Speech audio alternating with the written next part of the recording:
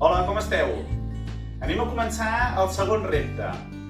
Per aquest repte necessitem 10 llapis de colors poden ser, també podrien ser bolígrafs, retoladors, el que tingueu vosaltres per casa. D'acord?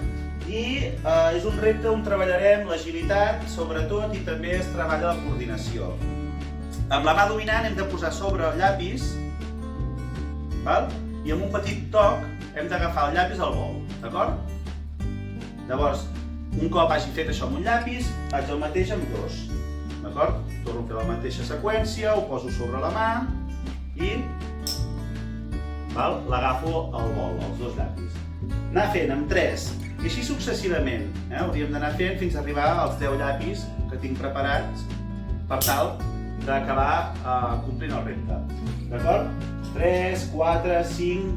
Jo ara mateix ja faig un salt, em fico a 5, però vosaltres ho heu de fer d'un en un, d'acord? Llavors, faig el petit toc i els agafo a l'aire.